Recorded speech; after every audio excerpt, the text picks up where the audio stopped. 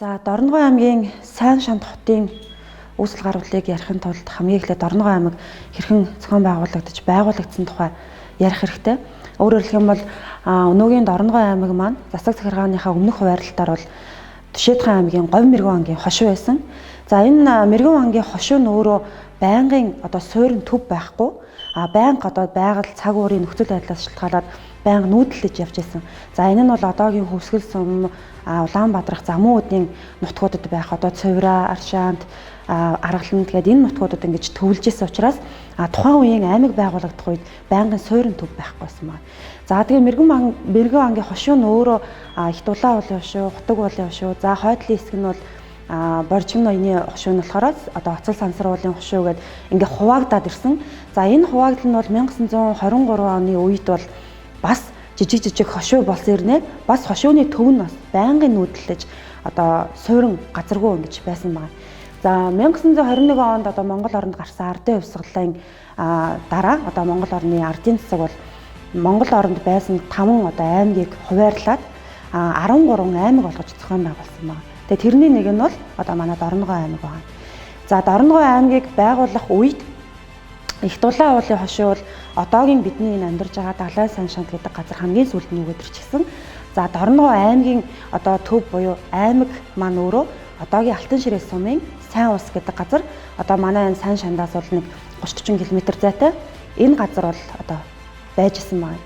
За тэгээ энэ үед яг Их дулаан уулын хошуу энд төвлөж байх үед Дорногой аймгийн төвийг тэр сайн усанд байх үед нь Дорногой аймгийг байгуулах тухай ардын их хурлын тэргүүлэгчид бол тэнд хуралдсан байдаг.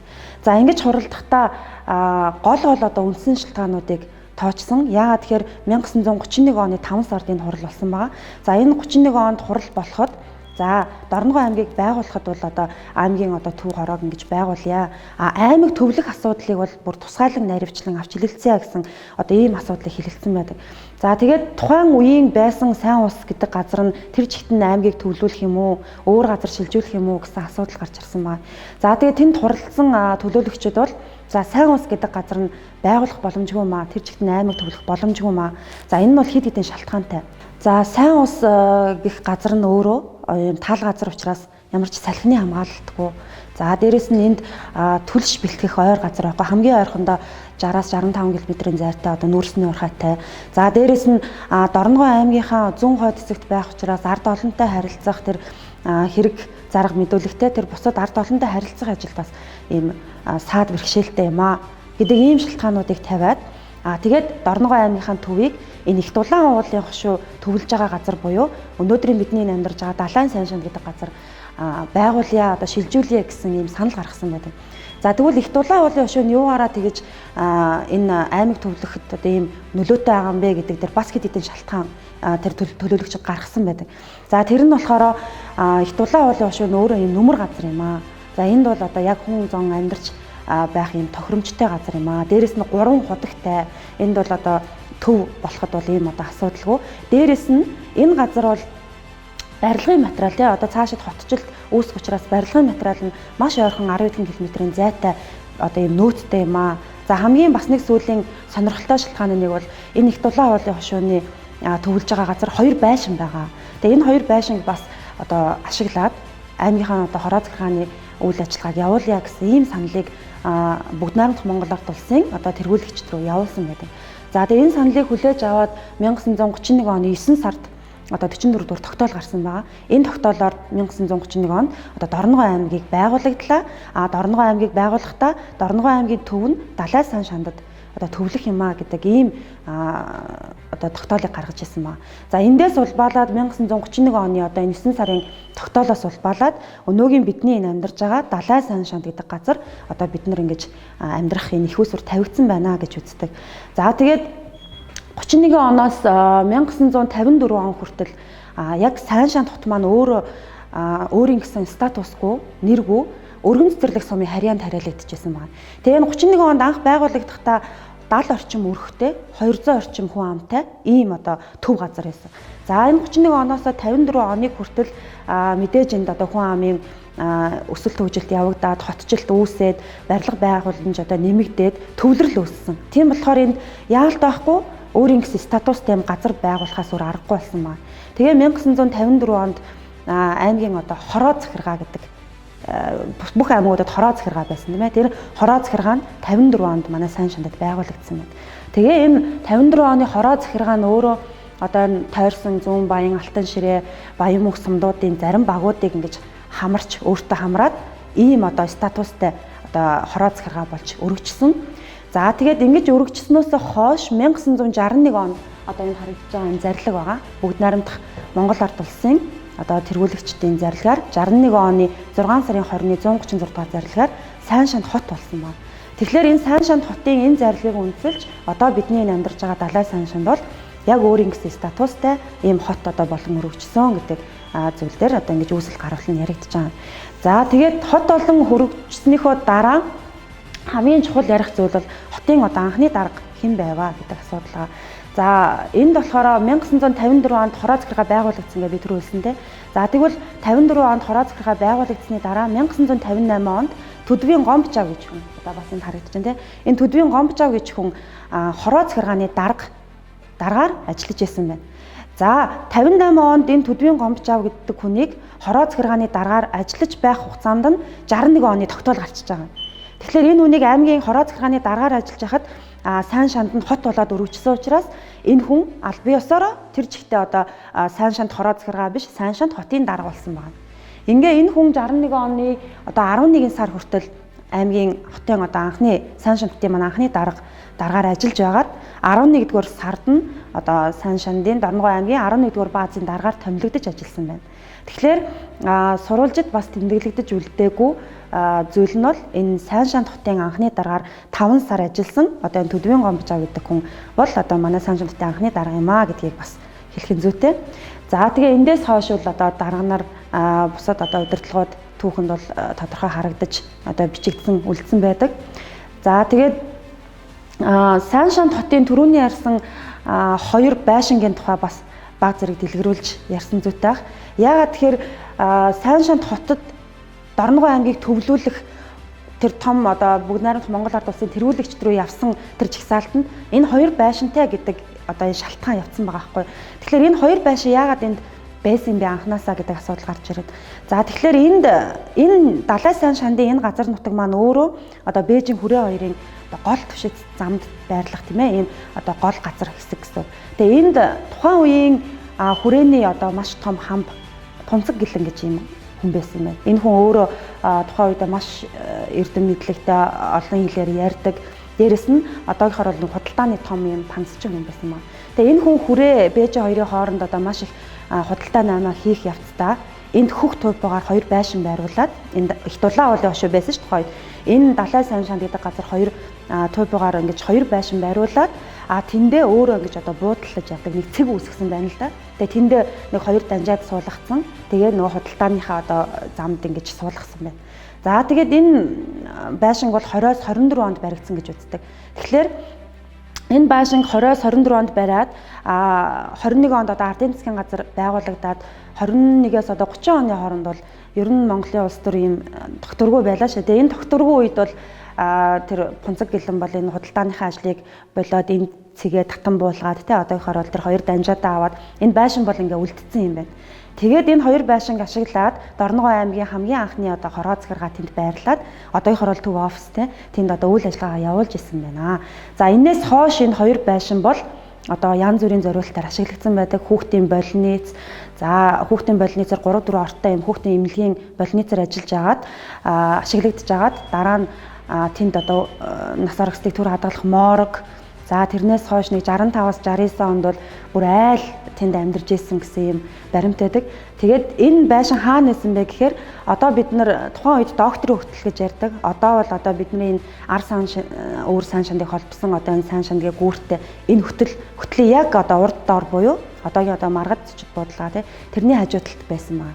Тэгээ энэ байшинд хамгийн сүүлд 70-аад оны үед тэр хөтлөөр бууж ирсэн машин мөргөөд одоо ашиглах боломжгүй болоод орхигдоод тэрэгч ерөөсөө очиж сэргээн засварлаагүй байсаар хагаад одоо ингэж орхигдсон. Тэгээд хамгийн сүүлд тэнд бол Дорногов аймгийн анхны байшин байсан гэдэг одоо бичиг тавиад Сайн Шанд хотын анхны байшин байсан гэдэг бичиг тавиад одоо тулга байгуулсан байгааг одоо хүн болгон мэдж байгаа. Тэгээ энд юу хэлээд байна вэ гэхээр Сайн Шанд хотын одоо урбан сититэй урбанизм буюу тэр Сайн Шанд хотын үүсэл хөгжлийг судлахын тулд энд ямар цэг одоо энд байсан бэ? Энэ цэгээс яаж хідэн болж одоо өргөжсөн бэ, хөгжсөн бэ, хідэн барилга байгууламж болсон бэ гэдгийг судлахын тулд манай Сайн Шанд хотын одоо бас хамгийн том цэг бол тэр байшин байсан байна. Анхны байшин тэр цэгээс одоо манай Сайн Шанд бас ингэж өсөж хөгжих юм эхлэлтэй байсан байна гэдгийг бас сонирдуулах юм зүйл даах.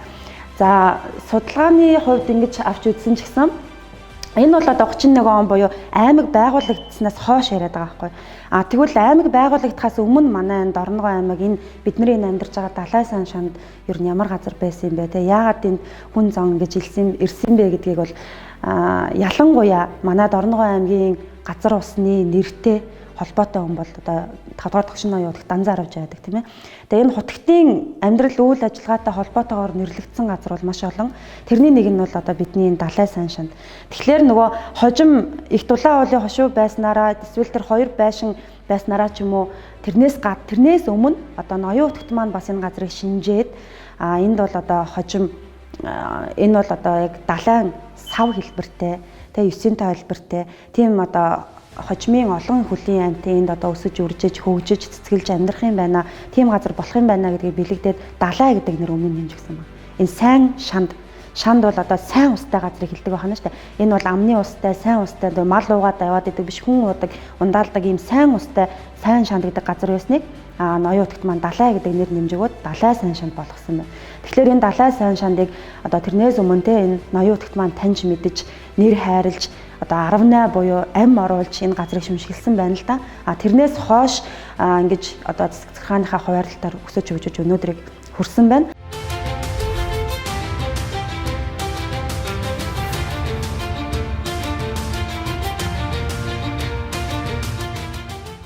Жаргал он гэхэд манай Сайн Шандад 2000 гарынхан хүн амтай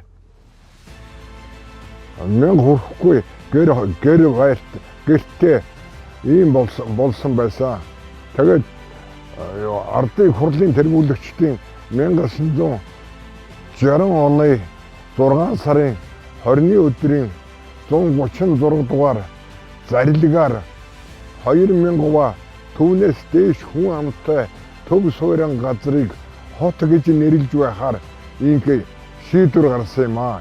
Ингээд энэ зарлиг гарсантай холбогдуулж манай Сайн Шанд хотыг энэ зүүн баян хоёрыг хот болгож зарласан юм. Би 1971 оны 8 сараас эхлээд энэ Сайн Шанд хотын дараагаар 11 жил мандах сумын засаг дараагаар 2 жил ингээд бүгд 3 жил сумын засаг дараагаар ажиллаж байсан юм. Намайг энэ Сайн Шанд сумын дараагаар томилогдоод ирэхэд манай Сайн Шандад барилга байгууламж тун их хомсхон байсан, орон сууц бараг байгаагүй. Энэ үед сайд нарын зөвлөлийн орлогч дарга Лусан Гомб гэдэг хүн ирэхэд энэ аймгийн удирдлагууд орон сууцны асуудал тавиад орон сууцтай болохгүй бол манай энд боловсон хүчин тогтоох боломж алга гэж ярьсан. Танаас үндслээд Лусан Гомб дарга маань Улаанбаатар руу эргэж яриад 20 хэдэн яамдын сайд дарга ерөнхий инженерүүдийг дуудаад телевизээр утсаар дуудаж яриад тэгээд маргааш нөгөөдөр өглөө нь тэр 20 хэдэн яамны сайд дарга нар энд цуглардсан энэ аймгийн намын хорооны нэг танхимд томоохон хурал хийгээд тэгээд энэ Сайн Шандыг барилгажуулах тухай асуудал ярьсан. Түүнд барилгын цэргийн дарга нар хүртэл бас ирсэн байсан. Тэгээд одоо хичнээн барилга барих хэн ямар яам ямар ажлыг хариуцах вэ? Жишээлбэл барилгын ханы материалыг хэн хариуцах вэ? Хүчлэлтийн материал хавтангуудыг хаана хариуцах гэх мэт асуудлуудыг бүгдийг дор нь протоколоор үүрэг даалгавар өгөөд тэрний дагуу ардын цэргийн барилгын цэргийн 220 гэж анги энд ирж ажиллаад тэгээд манай сайн шандад 58 айлын орон сууц барьсан манай аймгийн эхний орон сууцчгүй юм да. Түүнээс түрүүнд энүүхэнд харагдаж байгаа энэ 18 айлын орон сууц, 12 айлын орон сууц энэ хоёроос өөр орон сууцгүй байсан. Аймаг маань тэгэхэд үед хөгжил тогтчлт буутай гэр хороолол хүртэл маш их зохион байгуулалтгүй зүгээр бөөнөөрөө барилгын ажилчдын байр, эмнэлгийн ажилчдын байр, усны аж ахуйн ажилчдын байр гээд ингээд байгууллагаараа бөөн гэрүүд байсан.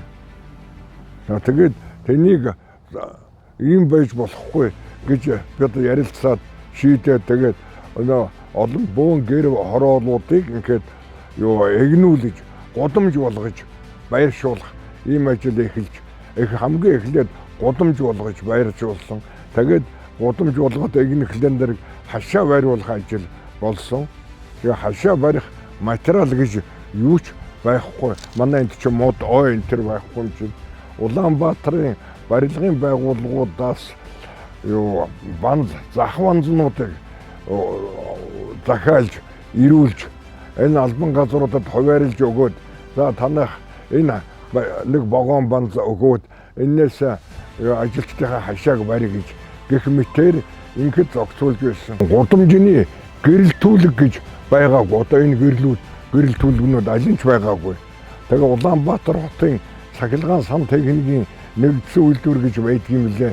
Тэр газар очиж албан бичиг барьж очиж захиалга өгөөд би өөрөө сар шахуу хөөцөлдөж байж 36 ширхэг гудамжны гэрлийн шон толгойтой олж авчир вагоноор ашиж авчруулад өөрөөсөө бараг хагас сарынхаа цалинг өгч байж хүн хөлсөлж байж түүнийг ачуулж авчирч энд буулгаад тэгээд босгосноор энэ сайн шандын маань анхны гудамжны гэрэлтүүлэг тавигдж байсан түүхтэй юм аа. Энд чинь зам байгаагүй юм. Энүүхэн одоо энэ цаад байгаагийн хойгуур нэг ийм ганцхан 2 метрийн өргөнтэй нэг тийм бетон зурмаг албан газруудаар хуваарлж өгөөд нэг засмал дам ухааны юм ингэж энэ эзэн чагартал тавиулж байсан. Энэ манай сайн шандын одоо засмал замын эхлэл болж байгаа энэ юм аа. Би энд хотын дарга байхдаа усан сангуудыг орныг бариулж байсан. Энд чинь айл өрхүүд ингээд тэлээд ингээд тараад ирэхтэй зэрэг ойролцоо усан сан хэрэгтэй байдаг. Тийм учраас усан сан бариулж орныг бариулж байсан. Тэгэхдээ тэр үед манай хотын захиргаа эрхүүс жаахан төсөвтэй болсон байсан.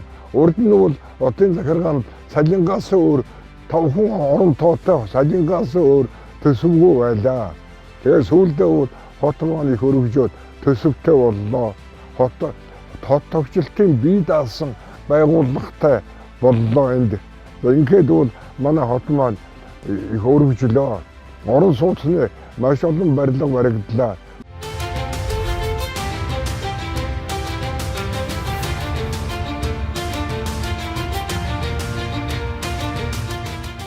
Саншин товтыг бас төмөр зам, авто зам дайраа өнгөрдөг, зам агаарын зам дайраа өнгөрдөг. За мөн анхны бас нефтийн үйлдвэр бас Саншин хотод бас байгуулагдаж байсан гэдэг маш олон одоо хөгжил цэцгэлтийн одоо ажлууд хийгдэж, дэд үтсийн ажлууд хийгдэж байсан. Тэгээд өнөөдөр Саншин хот манаас 27 мянган хүнтэй за дэд үтс хөгжсөн. За мөн Монгол улсын засгийн газраас хэрэгжүүлж байгаа томоохон төсөлтөрүүд хэрэгжиж байгаа. Ирээдүйд одоо орон нутгийн одоо томоохон хот болж хөгжих ийм ирээдүйтэй хот болж байгаа. Тэгэхээр энэ хугацаанд 60 жилийн хугацаандас үүсгэн байгуулсан за мөн хөдөлгөж авч явж байсан түүхэн хүмүүсээ бас одоо бахархаж байна. Энэ хүмүүстээ бас 60 жилийн ойн мэндийг хүргэе. За мөн одоо Саншин цумынхаа төрлөх одоо иргэддээ бас 60 жилийн ойн мэндийг бас дэвшүүлье. За бид бас Сан Шант сумын Садаргын тамийн газраас бол 60 жилийн овоог ухтаж нийтдэггүй ажлыг зохион байгуулж байгаа. За үүн дээр бол 60 бүтээлч ажлыг 60 жилийн овоог ухтаж хийж байгаа. За мөн 60 жилийн хугацаанд одоо түүхийг өгүүлсэн одоо түүхэн жимгсэн одоо номыг хэвлүүлж байгаа. За мөн түүхэн бас альбомыг, зурагт альбомыг мөн хийж байна. За 60 жилийн түүхийг өгүүлсэн бас танхимыг бас бид түүхэн танхимыг бас байгуулж байгаа. За мөн одоо хотынхоо өнгө үзмжийг сайжруулах, за хотынхоо иргэдийг аятайхтай амьдруулах нөхцөл боломжоор нь хангах гээд бүх хил ажлыг бас бид хүмүүс зохион байгуулж овоог өгсөн ажлаа хэрэгжүүлж ажиллаж байна. Сан Шант хот мань бол жилээс жил өргөжин тэлсээр байгаа. За үүнтэй холбогдуулаад Сан Шант хотын маань ерөнхий төлөвлөгөө нэмж тодтгол оруулахаар бид ингээ ажиллаж байгаа. Тодтголоор ямар ажлууд хийгдэх вэ гэхээр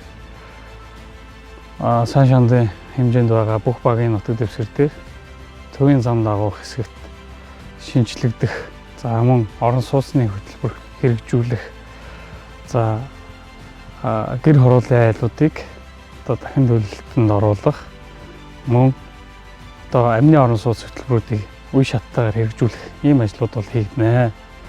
За мөн үүний хажуугаар нийтийн орон сууцны том төслүүд хэрэгжиж байна. За нийтийн орон сууц хөтөлбөрийг бол өнөөдрийн байдлаар манай 7 дугаар огийн нутаг дэвсгэрт хэрэгжүүлээд ингээ явж байна. За мөн Сан Шантынхаа нийт хүн амын төвлөрлөгийг одоо төлөвлөлтөндөө хамааруулад үе шаттайгаар зай талбайг хэмжиж одоо нийтийн одоо хүүхдийг хамруулах, цэцэрлэг, сургууль, эмнэлэг, энэ мэтчлэн үйлчилгээний байгууллагыг нэмэгдүүлэхийн ажил хот төлөвлөлтөнд ороод ингээ хийгдээд явж байна. За томоохон одоо ойрын үед хийгдэх том төсөл хөтөлбөрүүд гэх юм бол улсын болон аймгийн хувийн хөрөнгө оруулалттай ажлууд бий. За үүнийг товч дурдвал хүүхдийн паркийг нэгдүгээр хийх ажлыг зураг төслийн хэмжээнд одоо хийгээ явж байна. Хоёрдугаарт мандах наран хорооллыг одоо 7 дугаар багт хэрэгжүүлэхээр ингээд ажлыг эхлүүлээд явж байна. За мөн Сара хөхөө театрыг шинжилэн одоо барихаар газар төлөвлөлтийн ажлыг хийгдсэн. Одоо зургийн ажил дуусаад одоо дараагийн үе шатанд ороо явж байна. За хүүхд залуучуудыг цагаа зөв боловсрон өргөхөд зориулж бид бас хүүхдийн цусланг одоо орон нутагта хот дотроо одоо байгуулах энэ ажлыг бас зохион байгуулалт явж байна. За энэ маань бас өнгөрсөн оноос хэрэгжээд энэ ондоо ингээ үе шаттайгаар дуусгаар байгаа. За орон нутгийн одоо энэ амьдарч байгаа иргэдийн орчин нөхцөлийг сайжруулах зорилгоор одоо дэд бүтцийг холбох ажлыг мөн хийж хэрэгжүүлж ажиллаж байна. За Азийн хөгжлийн банкны хөрөнгө оруулалтаар бохрыг одоо цэвэршүүлэх маш том төсөл хөтөлбөрийг бас эхлүүлээд ингээд явж байгаа. За энэ маань хэрэгжснээр яах вэ гэхээр саарл ус боловсруулж одоо 2 дахь чирэглэнд оруулах. 2 дахь чирэглэндээ гэхээр одоо цэвэр усаар одоо нойлдоо зарцуулахгүйгээр одоо саарл усыг хэрэглэн, за мөн хүнсний одоо болон бусад үйлчилгээний үйлдвэрлэлд одоо ингэж саарл усыг ашиглаж эко хотыг одоо байгуулах энэ чиг хандлага руугаа бид орж ингээ ажиллаад явж байгаа. Өнөөдрийн байдлаар Сан Шант хот маань 26558 оршин суугчтай болон өргөжж байна. За хот хөгжлийн ерөнхий төлөвлөгөөг бол ойрын үед шинжилэн тодтголынхаа ар дээр үргэлжлүүлэх хийн. За энэ төлөвлөлтөө бол бид хот хөгжлийнхөө 100,000-аас дээш хүн амтай бах одоо төлөвлөгөө тавьж одоо төлөвлөгөөндөө тусгуулж ажиллахаар үе шаттайгаар ажлыг эхлүүлж байна. Суурин бүс дотроо бол үйлчлэгээ ялангуяа нийтэд үйлчлэх тэр байгууламжуудыг бол зай талбайг маш чухалчилж авч үздэг байгаа. Тэгэхээр одоо 6 дугаар багт маань эхний ээлжний 640 хүүхдийн сургуулийг ингээ бариад баригдах ажлыг бол эхлүүлнэ. За энэтэй хамааралтай мөн дэд бүтцээр зам гэдэг маш чухал асуудал гарч ирнэ. За тэгэхээр энэ замын байгууламжийг бол бид өнөөдрийн байдлаар бол бэлэн зураг төслийн хэмжээнд бэлтжихэд байгаа 1.7 км автозамын зураг төсвийн ажлыг бол зарлуулахаар зураг төслийн ажлыг эцэслээд байна. Одоо цаашдаа гэр хорооллын одоо дахин төлөлтөд уялдуулаад зам, гэрэлтүүлэг, за цэвэр бохор усны шугамын ажлуудыг бол үе шаттай нэмэгдүүлээд ингээ явахаар байна. За төвийн гэр хорооллуудыг бол нийтийн орон сууцтай болгохын ажлыг бол бас хийн. За энэ түрүү дурдсан манай хот хөгжлийн ерөнхий төлөвлөгөөнд хийж буй тодтголын ажил маш тодорхойгоор тусгагдахаар байгаа. За энэний хүрээнд бол багуудыг одоо үе шаттайгаар иргэдийн нийтийн хурал дээр санал авах маягаар ингэж хот хөгжлийн ерөнхий төлөвлөгөөнд иргэдийнхээ оролцоог бас цааш оролцуулж ингэж ажилланаа. За ховийн хэвшлүүд одоо сүүлийн үед өөрийн хөрөнгө оруулалтаар маш их бүтээн байгуулалтын ажлуудыг хийгдэж байгаа. За энэ хот хөгжлийнхаа бас ерөнхий төлөвлөгөөтэй уялдах энэ зарчмыг барьж ажиллах учраас хот хөгжлийнхаа ерөнхий төлөвлөгөөн дээр сургалтынхаа бүс дээр аль хэсэгт нь хувийн хөрөнгө оруулалтуудад одоо ямар хэмжээний байгууламж барих вэ гэдгийг бас харилцан хувийн хөвчлийнхэнтэйгээ одоо бас нэг уулзалт зохион байгуулж энэ тал дээр бас дэлгэрэнгүй мэдээлэл солилцож ингэж ажиллахаар төлөвлөсөн байгаа.